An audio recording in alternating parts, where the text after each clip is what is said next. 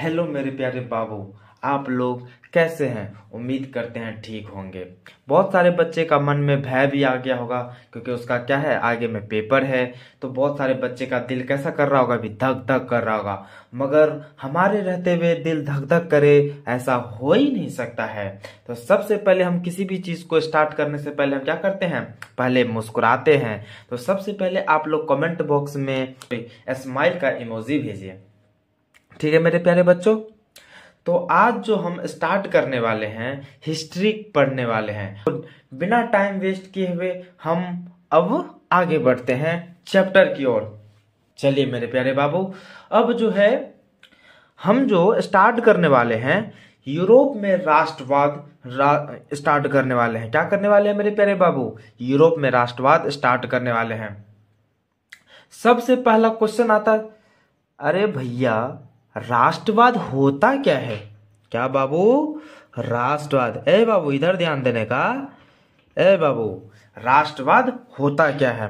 राष्ट्रवाद होता क्या है? तो सबसे पहले राष्ट्रवाद के बारे में हम लोग समझते हैं।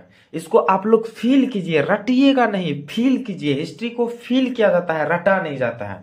चलिए, तो राष्ट्रवाद क्या होता है? राष्ट्रवाद जिस व्यक्ति के अंतर्गत देश के प्रेम आ जाए तो उसी को हम क्या बोलेंगे मेरे प्यारे बाबू?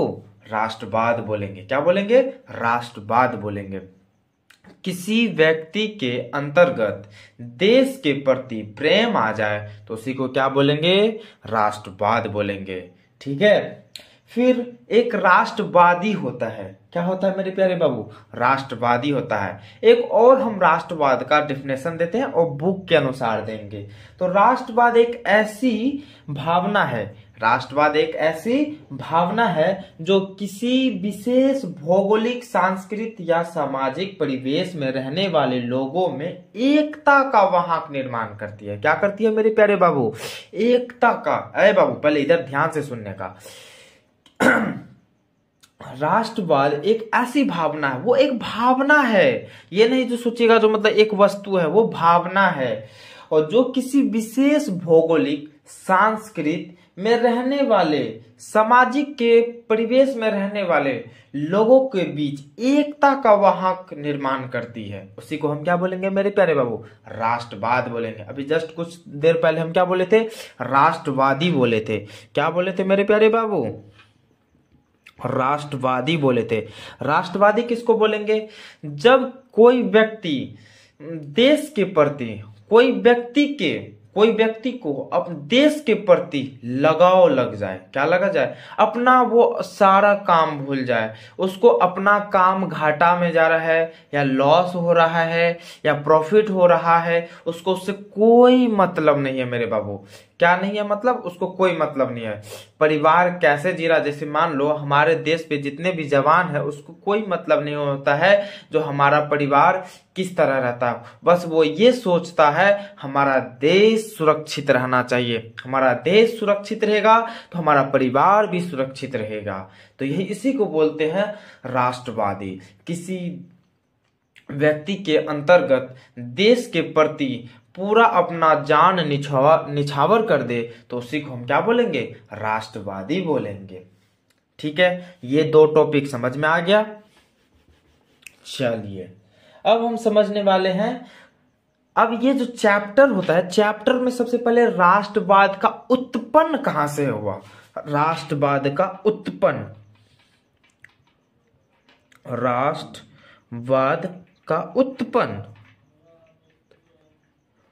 उत्पन्न कहां से हुआ? तो राष्ट्रवाद का उत्पन्न यूरोप एक क्या है मेरे प्यारे बाबू? यूरोप एक महादेश है। ठीक, क्या है? उसके अंतर्गत एक फ्रांस नामक देश है। क्या है? फ्रांस नामक देश है वो, जो कि वहां से राष्ट्रवाद क्या हुआ है? उत्पन्न हुआ है। राष्ट्रवाद का उत्पन्न फ्रांस देश से हुआ है। तो हम इसमें पढ़ने वाले हैं राष्ट्रवाद का जो मतलब ये क्यों हुआ था और किस लिए हुआ था, तो इसके बारे में हम जानने का प्रयास करते हैं। तो राष्ट्रवाद जो है एक क्रांति के थ्रू हुआ था। क्या हुआ था? जब आप लोगों पे किसी राजा का या किसी अधिपति का एक अत्याचार होने लगे, तो उसको क्या बोलते हैं, उसके विरुद्ध जब खड़ा होते हैं तो उसको हम क्या बोलते हैं, क्रांति बोलते हैं। तो उसी प्रकार से हम यूरोप के राष्ट्रवाद में 3 क्रांति हुए थे। कौन कौन सा क्रांति हुए थे मेरे प्यारे बाबू? 1789 का क्रांति हुआ था, एक 1830 का क्रांति हुआ था और एक 1848 का क्रांति हुआ था। 1789 के क्रांति में कौन राजा थे? लुई 16 थे और लुई 16 थे। और 1830 के क्रांति में कौन राजा थे? चार्ल्स दशम थे, ठीक है। और 1848 के क्रांति में कौन राजा थे? लुई फिलिप थे। लुई फिलिप, इसको आगे में हम अच्छे से पढ़ने वाले हैं। 1830 की क्रांति, 1848 की क्रांति, 1789 की क्रांति, ये सब हम पूरा डिटेल में पढ़ने वाले हैं। तो इसके लिए आप लोग टेंशन ना ले मेरे प्यारे बाबू। तो इसी बात पे एक बार स्माइल का इमोजी भेजिए। चलिए, तो हम 1789 का हम क्रांति स्टार्ट करने जा रहे हैं। 1789 की क्रांति।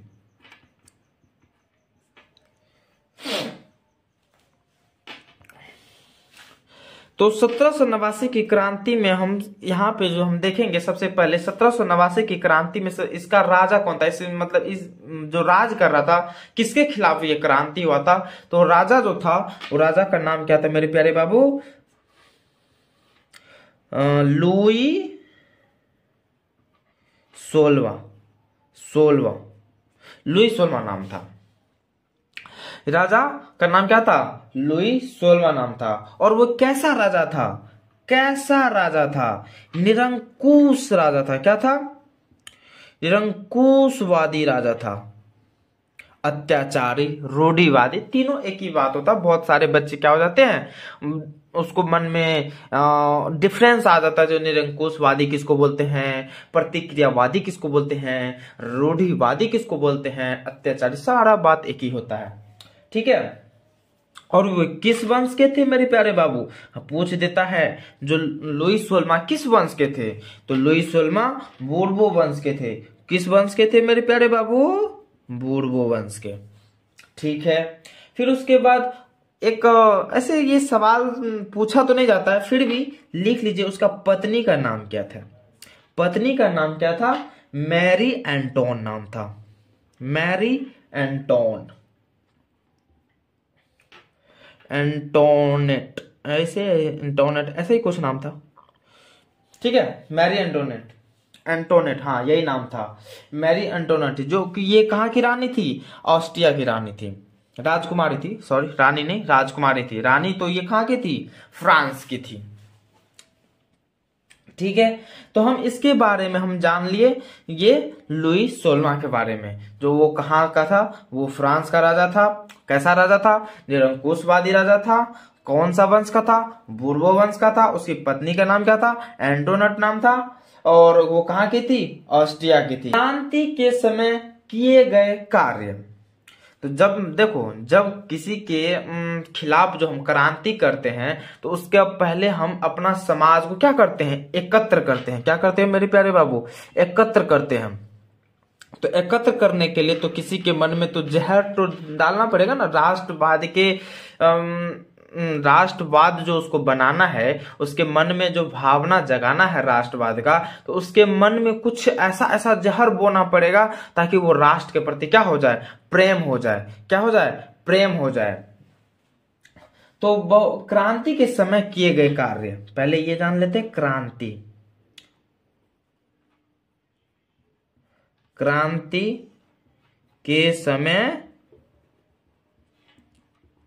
किए गए कार्य। क्रांति के समय किए गए कार्य, तो क्या क्या कार्य किया गया था? तो सबसे पहले जो पढ़े लिखे लोग थे, तो वो कुछ कुछ जो पढ़े लिखे लोग थे, तो वो समझाते थे आम जनता सबको।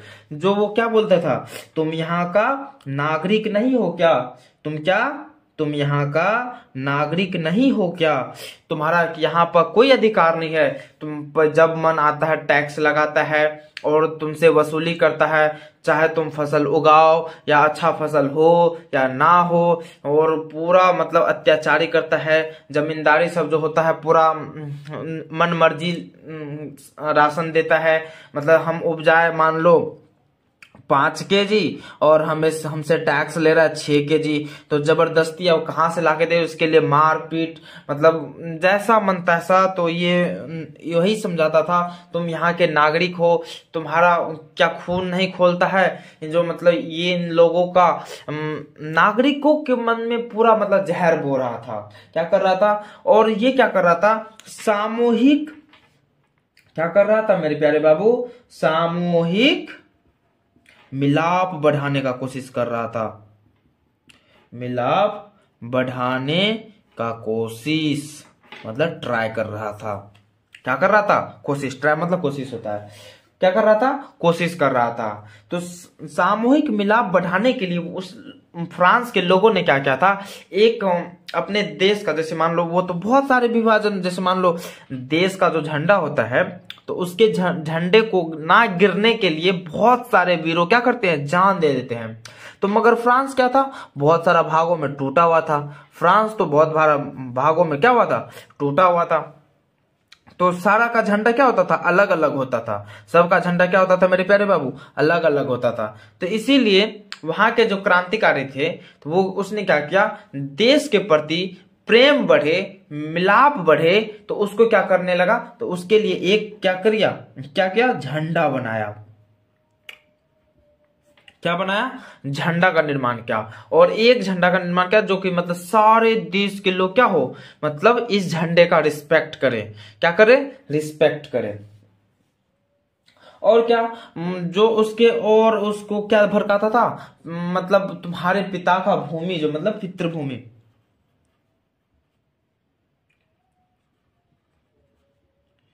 भूमि पितृभूमि, मतलब वो भूमि को जब मन तब क्या कर लेता था? सामंत सब जो होता था, क्योंकि सामंत का राज चलता था। राजा के बाद जो राजा जो होता था वो सामंत को पावर देता था। और सामंत क्या करता था? जब कोई फसल उगा के नहीं देता था तो उससे जमीन क्या कर लेता था? हड़प लेता था। तो मतलब ये सब बता बता के उसके मन में क्या करता था? एक राष्ट्रवाद के प्रति प्रेम को जगाता था और उसके मन में जोश को क्या करता था? भरता था। राष्ट्र के प्रति जोश को भरता था। ए बाबू, तुम लोग सुन रहे हो ना? इधर ध्यान से सुनो पहले। ए बाबू, कहाँ चल गए आप लोग? इधर ध्यान देने का सबसे पहले, ठीक है?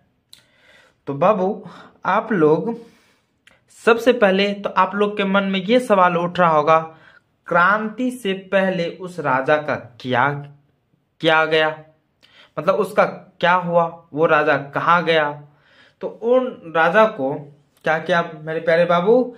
गिलोटिन पे उसको मारा था। गिलोटिन जो होता है एक ऐसे प्रकार का होता है, ऊपर से ऐसे करके एक तलवार जैसा होता है, मतलब वो ऐसा होता है और तलवार जैसा ऐसा होता है, और यहाँ पे एक ऐसा होता है उसमें मुंडी घुसाया जाता है और ऊपर से उसको क्या करता है? खचाक मार देता है। तो उसके पति और पत्नी दोनों को, किसको किसको? लुई सोलमा को, और किसको?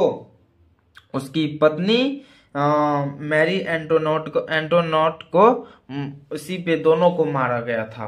तो बहुत सारे इतिहासकारों का कहना है फांसी पे मारा गया था, मगर गिलोटिन पे उसको मारा गया था। ये सच्चाई बात है, सच्चाई बात है। ठीक है मेरे प्यारे बाबू? चलिए, तो अब क्रांति के बाद किए गए कार्य कुछ यहाँ पे लिखे हैं। तो क्रांति के बाद एक नया संविधान हुआ, जो कि लुई सोलमा क्या कर रहे थे? वो संविधान को अपना मनमर्जी जो होता था वो करता था। और अयासी राजा था, उसका पत्नी भी वैसा ही था, मतलब वो अयासी में डूबा रहता था, वो भी अयासी को मतलब मजा लेता रहता था। इधर से आया 4 पत्नियां, इधर उधर, मतलब वो रानियां सबके साथ ऐसे शराब पीना, मतलब वो पूरा क्या होता था? खत्म राजा था, निरंकुश था और खत्म राजा भी था। कुछ दिमाग नाम का चीजें नहीं था, ऐसा समझ लो। तो उसका सारा व्यवस्था को क्या करके, खत्म करके, क्रांतिकारी सब ने क्या किया? एक नया संविधान का लागू किया। फिर समान अधिकार दिया, सारे आम जनता लोगों को क्या किया, समान अधिकार दिया। सामंती व्यवस्था खत्म किया। आंतरिक आयात निर्यात शुल्क समाप्त किया। इसका मतलब क्या होता है मेरे प्यारे बाबू, इसका मतलब होता है एक स्टेट के अंदर, जैसे मान लो एक स्टेट के अंदर कई जिले होते हैं और कई देश के अंतर्गत राज्य होते हैं, तो क्या करता है बहुत, जैसे मान लो ये हमारा क्या है, इंडिया है, और इस इंडिया के अंतर्गत हमारा मतलब कई राज्य है, ऐसे ऐसे ऐसे ऐसे ऐसे मान लो यहाँ पे कई सारे ये सब डिवाइड है, राज्य है। अब ये बिहार है, ये यूपी है, ये वेस्ट बंगाल है, ये हिमाचल है, ये उत्तराखंड है।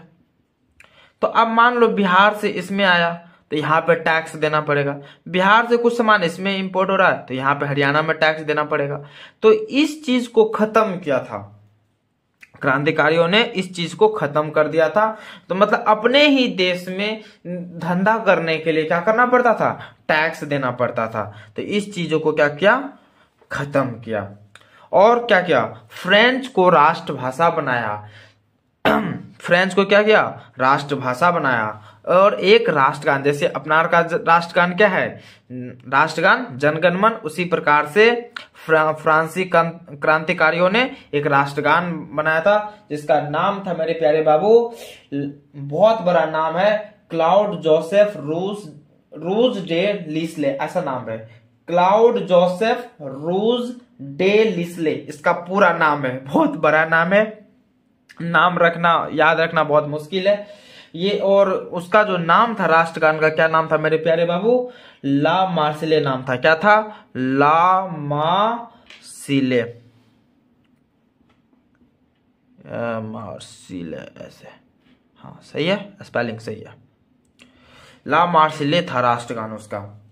और क्या किया गया, नाप तौल समान किया गया। और एक जनरल बनाया गया था जो कि क्या था, वो नेशनल असेंबली था, जो कि मतलब वो वहां पे सारे आदमी जाके मतलब एक अच्छे तरीके से क्या करे, क्योंकि उसका जो था वो सामंत वामंत सब, तो वो सब तो राजा का चाटू ही था। तो इसलिए वो अपना क्रांतिकारियों ने अपना एक नेशनल असेंबली बनाया था जो कि मतलब अच्छे अच्छे जो राष्ट्र के प्रति सोच सके, अपना उसके प्रति गलत ना सोचे, तो वो ऐसा मतलब उन लोगों सबको उस नेशनल असेंबली में लोगों को बैठाया गया था। ठीक है मेरे प्यारे बाबू, चलिए अब हम लोग जानने वाले हैं नेपोलियन बोनापार्ट के बारे में। ठीक है, जब लुई 16वां का खत्म हुआ तब हमारा ये क्या हुआ था, नेपोलियन बोनापार्ट, वो क्या था,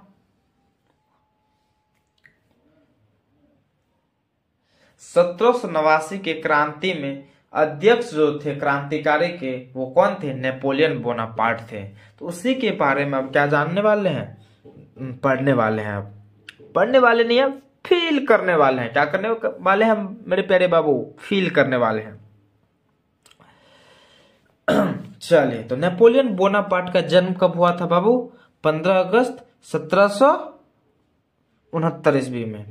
ठीक है, फ्रांस की क्रांति में ये सेनापति के रूप में काम कर रहा था, आप लोग बताए भी। और इतिहास में इसको सब लोग क्या कहने लगा था, विश्व का सबसे बड़ा महान क्या मानने लगा था, इसको सेनापति मानने लगा था। फिर ये 1789 में फ्रांस के पॉलिटिक्स में प्रवेश किया था और ये 18 मई 1804 को सम्राट बना था। और जब ये राजा बना तो राजा बनते ही ये एक कानून लागू पास किया था, वो क्या था, नेपोलियन संहिता लागू किया था। कौन, नेपोलियन बोनापार्ट ने, नेपोलियन संहिता। नेपोलियन संहिता में क्या किया था, उसने सबसे पहला काम क्या किया था, विशेष अधिकार को क्या किया था, खत्म कर दिया था। फिर उसके बाद यातायात को अच्छा किया था, फिर संचार व्यवस्था को अच्छा किया था, सभी के लिए कानून बराबर किया था, शिक्षा में सुधार किया था, सामंती व्यवस्था को खत्म किया था, आर्थिक असमानता खत्म करने की कोशिश की। मतलब कहने का मतलब हुआ ताकि गरीबी और अमीर में भेदभाव ना रहे, सब एक तरह से समान रहे। ये नेपोलियन सहायता में इतना ये सारा कानून था। मतलब ये सबको क्या कहता था, नेपोलियन एक तरह से अच्छा मतलब शासक बना था। ये जनता के हित में काम करता था, ना कि वो निरंकुशवादी के जैसे लुईस सोलमा के जैसे पत्नी के बीच में गए पिए और ऐश मौज कर रहे हैं। ऐसा नहीं था बाबू।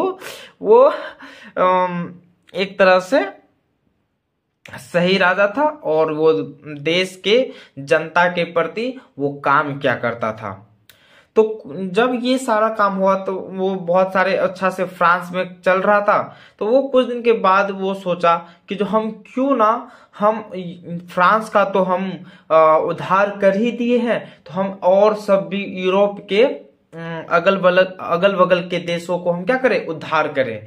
हमको भगवान ने इसी कारण से हमको यहाँ पे भेजा गया है, सभी का क्या करें, उद्धार करें। ठीक है बाबू।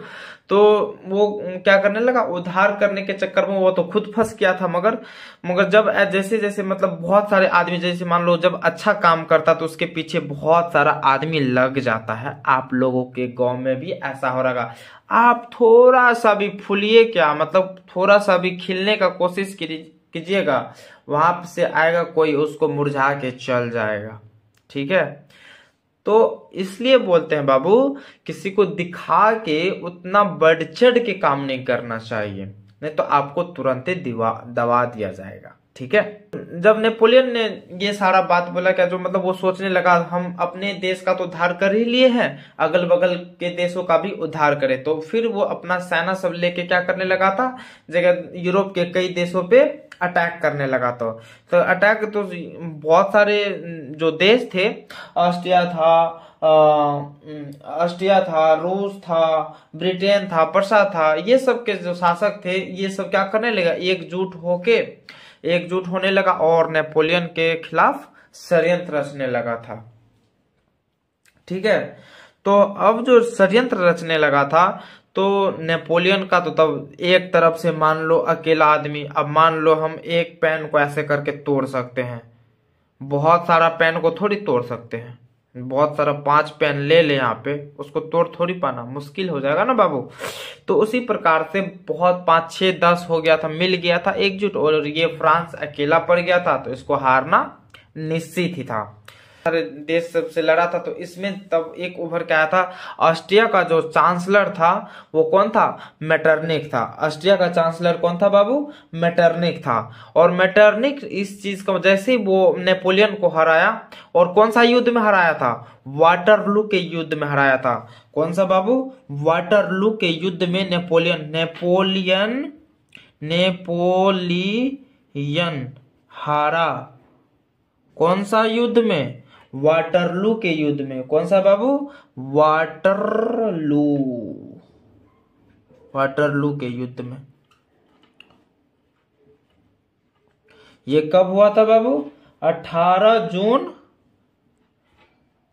1815 ईस्वी में। नेपोलियन का युग, बहुत सारे सवाल पूछ देते, ये नहीं बताए थे। नेपोलियन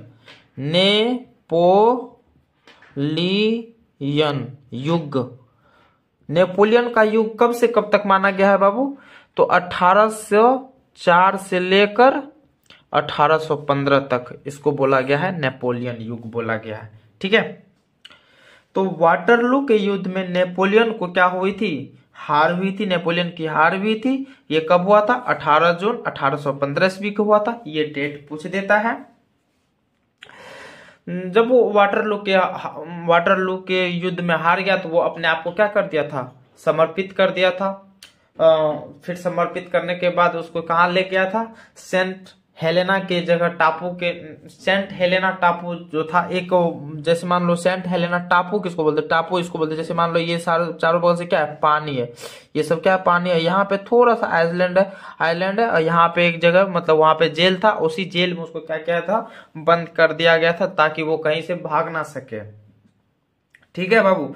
तो वो 6 साल तक मतलब उसमें जीवित रहा था, फिर उसके बाद क्या हुआ था, एक्सपायर हो गया था। तो ये था हमारा नेपोलियन का पतन।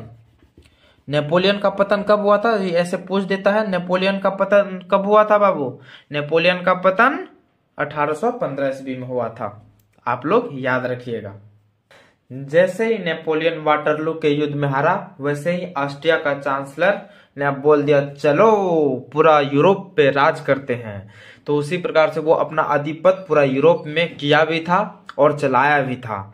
ठीक है, नेपोलियन वाटरलू के युद्ध में हार गया था और इस युद्ध में फ्रांस एक तरफ था, दूसरी तरफ रूस, ब्रिटेन, पर्सा, ऑस्ट्रिया, हंगरी की सेना थी।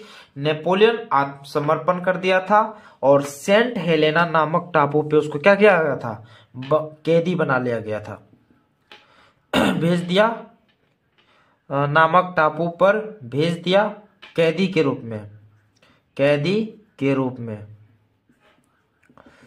ऐसे तो उसको सेठ जी करके नहीं ना भेजेगा, कैदी के रूप में ही भेजेगा। और नेपोलियन जब मरा था वो 52 वर्ष की आया था और वो कब मरा था, 1821 ईस्वी में मरा था। ठीक है, जब यूरोप में मेटरनिक का युग शुरू हुआ तब क्या हुआ था, एक संधि हुआ था।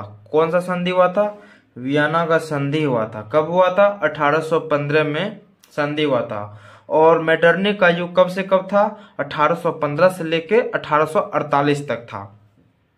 ये सब डेट को याद रखना है बाबू, नहीं तो यही सब चीज है मैन जो मतलब पेपर में पूछा जाता है। ठीक है, वियना का संधि का अध्यक्ष कौन था, ऑस्ट्रिया का चांसलर मेटरनिक था। वियना सम्मेलन का उद्देश्य क्या था, नेपोलियन के द्वारा यूरोप की राजनीति में लाए गए परिवर्तन को समाप्त करना। वो क्या परिवर्तन लाया था, सारे फ्रांसीसी को राष्ट्रवाद बना दिया था, देश के प्रति प्रेम को जगा दिया था, पुरानी व्यवस्था को क्या करना, लागू करना, लुई 16 जो मतलब करते थे। नेपोलियन के द्वारा यूरोप में राष्ट्रवादी भावना को कुचलना। नेपोलियन ने जितने भी मतलब देश में जो राष्ट्रवादी का जो भावना जगाया था वो सबको क्या करना, अपने अधिपति से कुचल देना, राष्ट्रवाद उत्पन्न ना होने देना। इटली और जर्मनी को कई भागों में बांट दिया था, फ्रांस को भी 2 हिस्सों में बांट दिया गया था। फ्रांस के ऊपर भारी टैक्स लगा दिया था। क्यों लगा दिया गया, क्योंकि यहीं से शुरुआत हुआ, नेपोलियन ने यहीं से शुरुआत किया था। बोला क्या, जो मेटरनिक यहीं पे तो पूरा जो काम किया है, काम मतलब यहीं से जो हुआ है, मतलब यही तो सबको परेशान किया है, इसीलिए इस पे क्या करने लगा था, भारी टैक्स लगाने लगा था। फिर बुर्बो वंश का पुनर्स्थापना, उसको बुर्बो वंश का फिर से राजा बना दिया। फिर किसको बनाया था, लुई 18वां को बना दिया गया था। तो ये हुआ था वियना सम्मेलन में, ये सारे कार्य किए गए थे। मेटरनिक का बस इतना मतलब, मेटरनिक एक ऐसा आदमी था, इतना निरंकुश था, इतना निरंकुश था, मतलब कहने से भी बाहर है। मतलब वो आदमी का भलाई सोचता ही नहीं था, वो हमेशा सोचता था जो मतलब उसको हम किस तरह से अत्याचार करें, मतलब उसको किस तरह से सताए, मतलब पूरा लगा हुआ रहता था। तो नहीं बोलते हैं शराबी जैसे घर में आता है, धुन पी के आता है और धुन देता है, उसी प्रकार से मेटरनिक भी पगला गया था, पीता था, जनता पे गुस्सा, मतलब वो पत्नी का गुस्सा एक तरह से जनते पे निकालता था। ठीक है, चलिए तो अब हम पढ़ने वाले हैं लुई 18वां का। पहले कौन राजा था, लुई 16। लुई 16 के बाद कौन आया था, फिर नेपोलियन आया था। नेपोलियन के बाद कौन, लुई 18वां। ठीक है, तो अब लुई 18वां के बारे में हम जानने वाले हैं। ठीक है, तो मेटरनिक ने किसको बैठाया था, लुई 18वां को फ्रांस के गद्दी पे बैठाया था। तो लुई जो था एक अच्छा शासक था, उसमें कोई बात नहीं है। मेटरनिक ने किसको राजगद्दी पे बैठाया था, लुई 18वां को, जो कि कौन सा वंश का था, बुर्बो वंश का था। इससे पहले वाला वियना सम्मेलन वाला में उसके पैराग्राफ में लिखा चुके हैं। ये कौन सा वंश का था, बुर्बो वंश का था। कौन, लुई 18वां, जो कि कब से कब तक शासन किया था, 1815 से 1824 तक। ये ज्यादा दिन तक नहीं रह पाए थे, वो उसका कुछ नेचर मतलब प्राकृतिक के चलते वो उसका क्या हुआ था, मृत्यु हो गया था। लेकिन वो कैसा शासक था, एक अच्छा शासक था। और वो एक लागू किया था। वो क्या लागू किया था? समान नागरिक सहायता लागू किया था। जैसे नेपोलियन ने नेपोलियन सहायता लागू किया था, उसी प्रकार से ये समान नागरिक सहायता लागू किया था, जो कि इसमें सारे अच्छे काम ही थे, जैसे नेपोलियन का काम था। ठीक है, तो अब इसके बाद हम जानने वाले हैं 1830 की क्रांति में। 1789 की क्रांति में हम पढ़ लिए, 1830 की क्रांति अब जानने वाले हैं।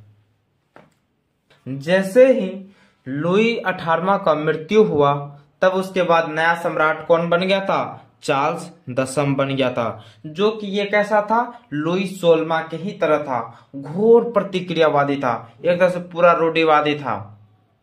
ये भी जनता का हित नहीं चाहता था।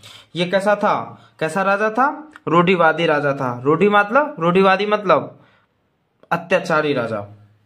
ये इसने प्रधानमंत्री किसको नियुक्त किया था? पॉलीग्रेक को। जैसे कि ये भी पूरा क्या था इसका? ये पूरा तालू चाटने वाला आदमी था, पूरा मतलब गेल गुजरल था, जैसा मतलब बोलते हैं ना, जैसा राजा वैसा प्रधानमंत्री, मतलब उसी प्रकार से ये पूरा क्या हुआ था? तालू चाटने वाला आदमी था, उसका पैर चाटता था। और ये पूरा मतलब ये भी पूरा रूढ़िवादी था, मतलब ये भी जो मतलब कुछ लागू करता था, उसको जो सजेशन देता था, वो कैसा सजेशन देता था? जनता के हित में जो ना हो वो सजेशन देता था। फिर ये कुछ दिन के बाद ये क्या किया? मतदान का जो अधिकार होता था वो किसको दिया? कुलीन वर्गों को दिया, सामंती को दिया। जो मतलब सामंती जो होता था, जमींदार सब जो होता था, उस सबको मतलब बड़े बड़े लोगों को दिया। आम जनता को ये क्या किया? हटा दिया था। आम जनता को ये मतदान का, वोटिंग करने का अधिकार हटा दिया था। तो फिर जैसे ही ये जो लागू किया, इस संविधान को लागू किया, मतदान वाला चीज को लागू किया। कब लागू किया था? 26 जुलाई 1830 को। तो फिर ये क्या हुआ? जैसे ही प्रकाशित हुआ, लोगों ने इसके विरुद्ध क्या किया? आंदोलन शुरू कर दिया। अब मान लो ये गलत काम जो होगा तो लोगों का तो खून तो खोलेगा। क्रांतिकारी इससे पहले तो हो चुका था, तो ऐसे जो मतलब तुम अब तो जैसे थोड़ा सा भी कुछ होता था तो क्रांति कर देता था। मगर मेटरनिक ने क्या सोचा था? ऐसा इतना मतलब खौफ फैलाओ, इतना खौफ फैलाओ जो क्रांति हो ही ना। मगर जितना ज्यादा गलत होता है उतना ज्यादा ही क्या होता है? खून खौलता है।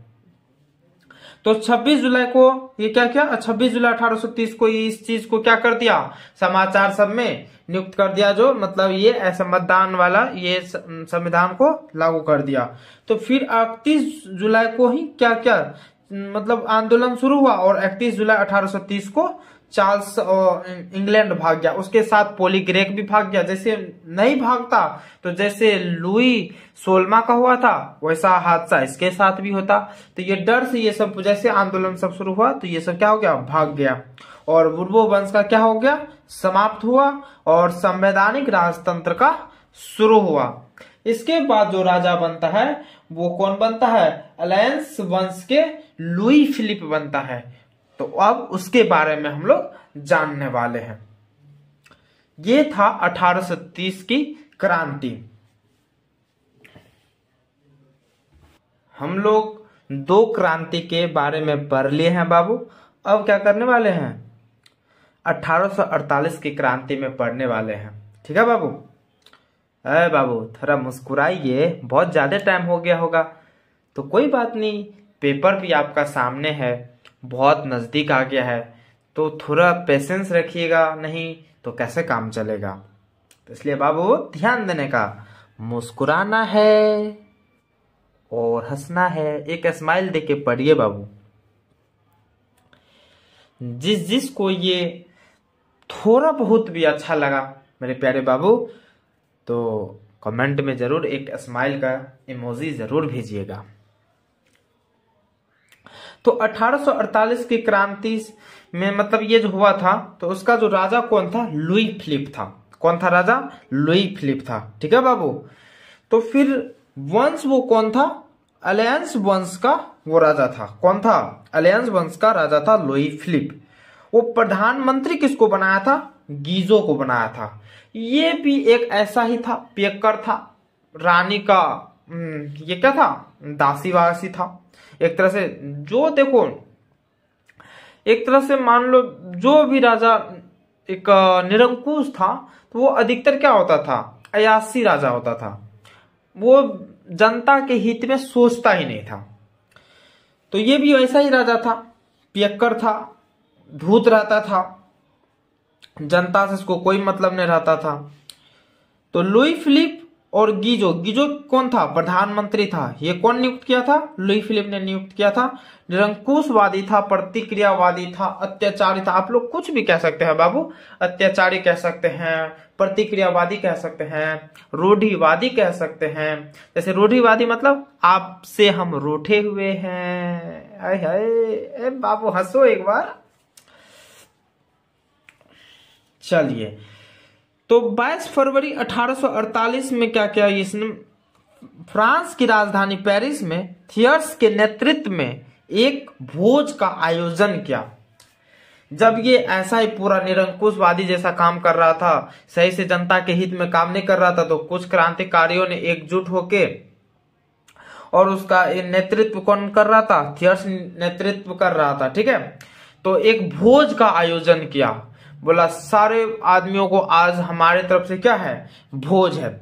सब आदमी को बुलाया, फिर उस भोज में ही क्या किया, एक उसके खिलाफ आंदोलन करने का शुरू किया।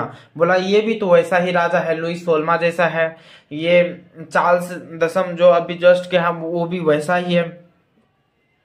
तो एक तरह से मतलब ये सब तो क्या हो रहा था, तबाह हो रहा था। तो फिर मतलब ये सब क्या भोज में सोचा, जो इसके खिलाफ हम क्या करें, आंदोलन करें, नहीं तो ये हमारा क्या जाएगा, खून पी जाएगा। तो फिर ये क्या हुआ, इसके खिलाफ क्या हो गया, आंदोलन शुरू हो गया था। किसके खिलाफ, लुई फिलिप के खिलाफ, लुई फिलिप के खिलाफ। तो जैसे ही आंदोलन शुरू हुआ, जैसे जैसे चार्ल्स दशम कहाँ भागा था, इंग्लैंड भागा, तो उसी प्रकार से ये भी क्या हो गया, लुई फिलिप भी इंग्लैंड भाग गया, गीजो भी इसके साथ साथ भागा था, ठीक है बाबू। फिर उसके बाद नया राजा जो बना था, लुई नेपोलियन बना था, जो कि सही शासक था, ठीक है बाबू। तो इतना यहाँ पे ये तीनों क्रांति यहाँ पे तुम्हारा क्या होता है, समाप्त होता है, क्या होता है, फिनिश होता है। और अब जो हम पढ़ने वाले हैं, इटली और जर्मनी का एकीकरण पढ़ने वाले हैं, तो वो दूसरा लेक्चर में पढ़ेंगे बाबू, ठीक है। तो आप लोग जब ये सेशन अच्छा लगे तो जरूर से जरूर शेयर जरूर कीजिएगा अपने दोस्तों में, लाइक करे ना करे मगर शेयर जरूर कीजिएगा जब आपको अच्छा लगेगा। तो इसी बात पे एक बार आप लोग क्या करना है, मुस्कुरा देना है। हाय हाय, बाय बाय मेरे प्यारे बाबू। ए बाबू थोड़ा हंस के जाइएगा।